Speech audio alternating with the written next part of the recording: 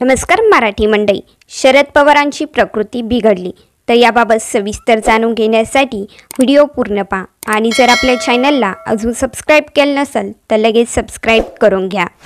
लोकसभा निवडणुकीच्या पहिल्या 3 टप्प्यांमध्ये शरद पवार सातत्याने राज्याचे दौरे करत आहेत आणि सभा घेत आहेत.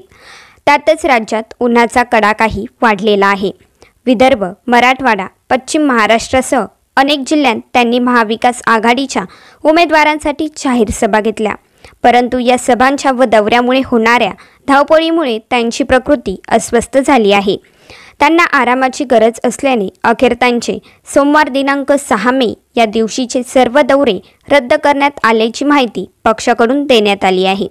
शरद पवार यांनी रविवारी बारामतीमध्ये सुप्रिया सुळेंच्या प्रचारासाठी सभा घेतली. मात्र या सभेतही त्यांनी 4 ते 5 मिनिटांचंच भाषण केलं. येथील सभेतून बोलतानाही त्यांचा आवाज कातर होत होता. घसा बसल्याने शब्द नीट फुटत नव्हते.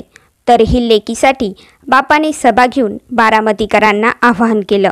कारण बारामती लोकसभा निवडणुकीकडे फक्त महाराष्ट्राचंच नाही तर देशाचं लक्ष लागलं आहे. पवार कुटुंबातल्या या सामन्यात नेमका कुणाचा विजय होतो याची उत्सुकता निर्माण झाली आहे. तर याबाबत तुमची प्रतिक्रिया आम्हाला नक्कीच कमेंटमध्ये कळवा आणि व्हिडिओ पाहिल्याबद्दल धन्यवाद.